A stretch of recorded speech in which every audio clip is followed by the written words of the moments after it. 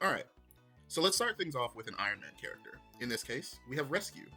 I know some people might be against the idea of another flying support character, given the meta relevance of Ultron and the other flyers, but what can I say? I'm a big Iron Man fan, and I think flying characters are cool. First off, Rescue has permaflight, so yeah, Rescue can fly. Her flight speed is about the same as Storm's and Ultron's. Her passive is called Triage Hero. Rescue heals herself whenever she heals her allies. The amount of healing Rescue receives is roughly 20-25% of the healing done to others. Rescue uses Iron Man-style repulsors as her primary fire. These function like a mix between Ultron and Iron Man's primary fires. Think beams that generate a small explosion on contact. This primary fire doesn't deal as much damage as Ultron's, but it does heal allies. Ability 1. Magnetic Field Manipulation. Rescue spawns a magnetic bubble that can be placed on herself or allies. The bubble makes targets take 60% reduced damage for a short period of time, around 3 seconds, and overcharges Rescue's primary fire for a short time, allowing her to deal more damage and heal more based on the amount of damage absorbed by the bubble. Think Zarya from Overwatch, but the bubble reduces damage instead of blocking it. Rescue's overcharged state is observed through increased light effects coming from her suit. Rescue has 2 charges of the bubble ability, and they have a cooldown of about 5 seconds each. Ability 2, Rescue. The ability is called Rescue because she rescues an ally in distress. Rescue dashes towards an ally similarly to Mercy. This is Rescue's only movement ability. The dash heals Rescue for a burst of 50 HP.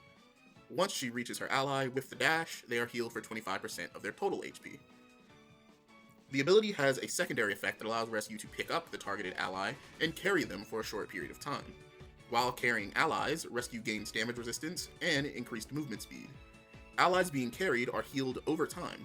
Allies can still attack and use abilities while being carried. Allies can cancel the carry ability at any time simply by pressing the jump button.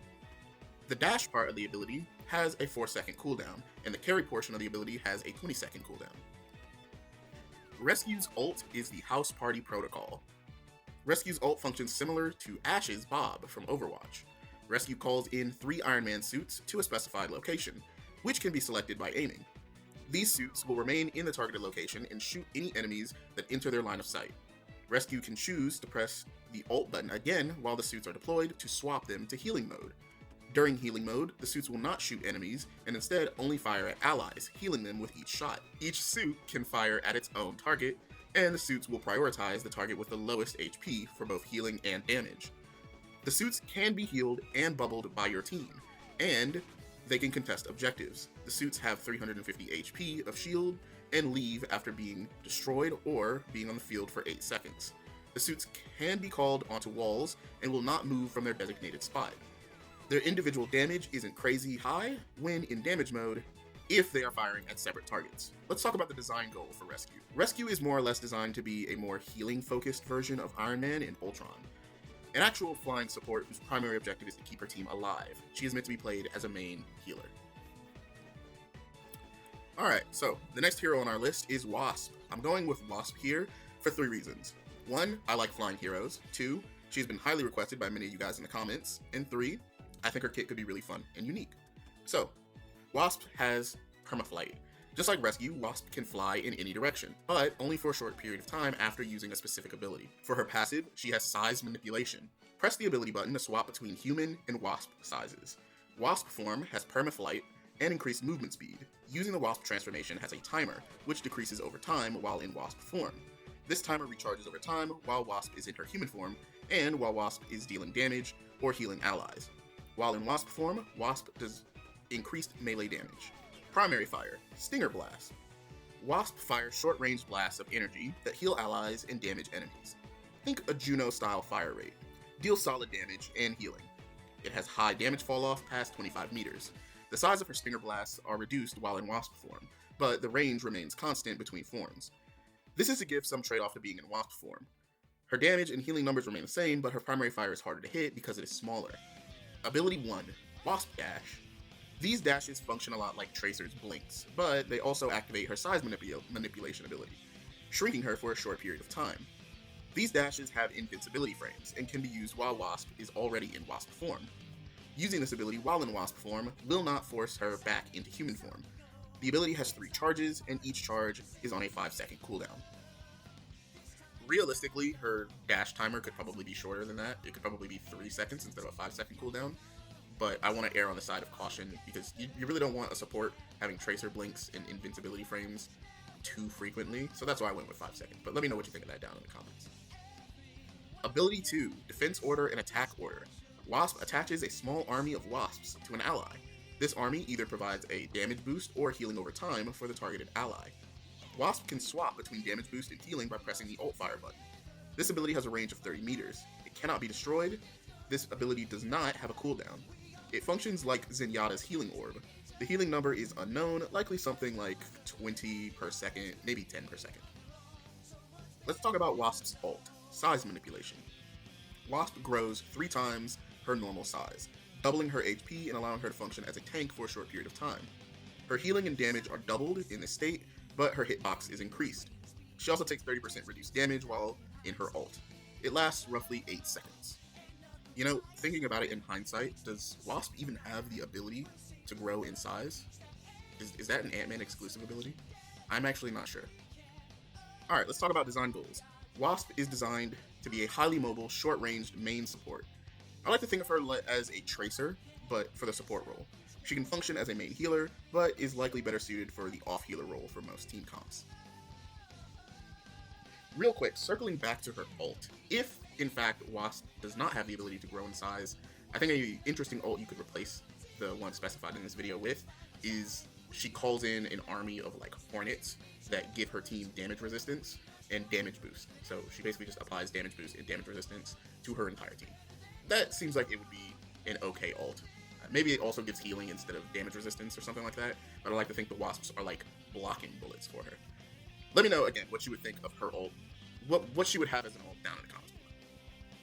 The next hero on our list is Banshee, another flyer added to the roster. I'm sure you're sick of it, and so am I.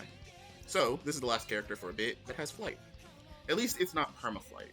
Banshee is another character that was chosen mostly based on viewer recommendation, so if you have some support recommendations, let me know in the comments down below. Let's talk about Banshee's passive, Feel the Vibration. Banshee increases the sound of enemy footsteps and movement for his entire team. Banshee's primary fire. Banshee screams at targets, healing allies and damaging enemies with a piercing effect. Banshee's scream can be held down to increase the radius, healing, damage, and range of this effect. Ability 1, Ascension. Banshee ascends into the air very quickly, using his wings. This effect pushes nearby enemies away and provides a small burst of healing to allies in a 10-meter radius. Think Iari's movement ability from Overwatch, but with more vertical movement rather than horizontal. Banshee also has a Moon Knight-like glide ability. The difference is that he has a slower descent, and he can use his abilities and attacks while gliding. Ability 2, Vibration Sense.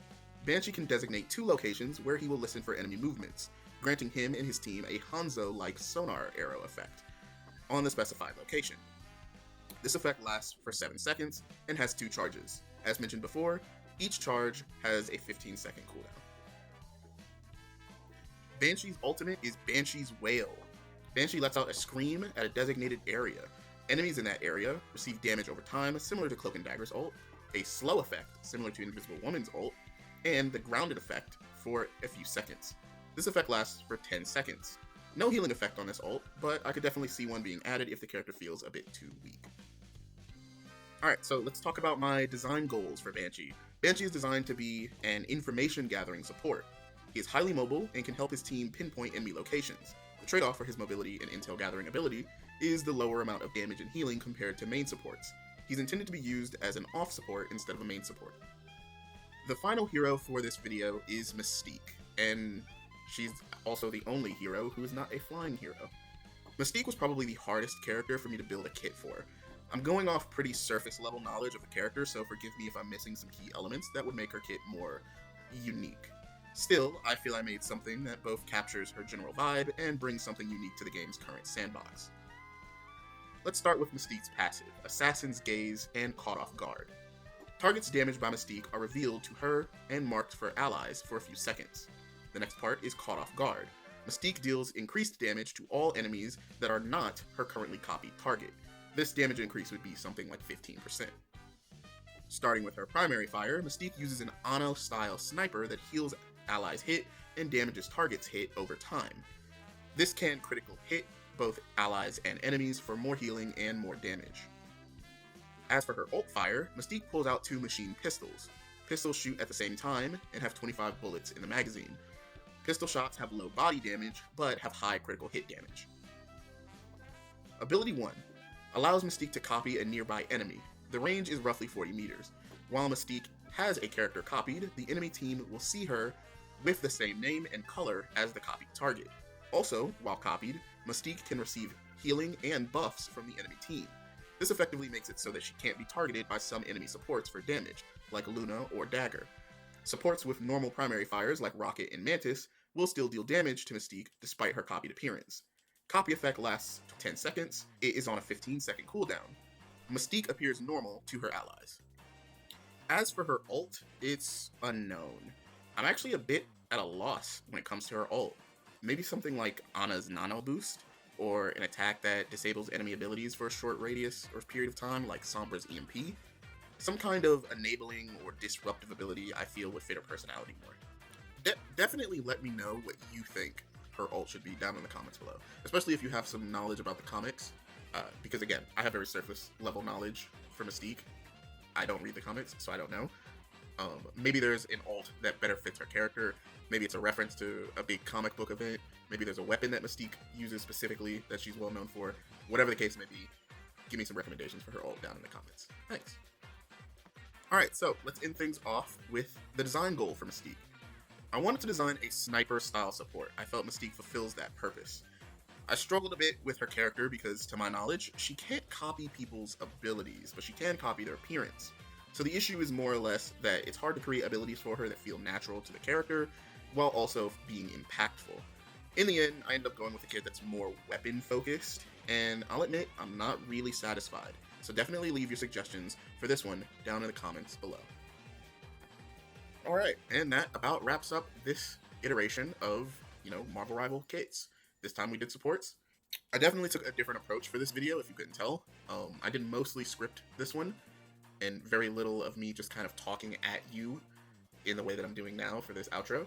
And I kind of want to know what you guys think of this particular style. Do you prefer this, where things are a bit more focused, we're kind of running through the heroes a whole lot faster? I think each one was maybe like 3 to 4 minutes long of me just going over the kit, going over the abilities, and then just kind of moving on, instead of me yapping at you for like 14 minutes. Like, you understand that the Sentry entry in the last video was roughly the entire duration of this video. It was just 14 minutes of me talking about Sentry. Now, granted, Sentry had a lot of like stuff going on in his kit, and these characters are a bit more simplistic. I tried to go for, when it comes to supports, right, you don't want to over kit them, you don't want to give them too much, because support is a very easy role to make broken heroes on, but at the same time, I also felt like the heroes that we talked about just don't really have like insane kit potential, right? Like, again, I don't want to over kit them, I don't want to give them a bunch of abilities. I was using Luna, Invis Woman, Mantis, right, Loki even.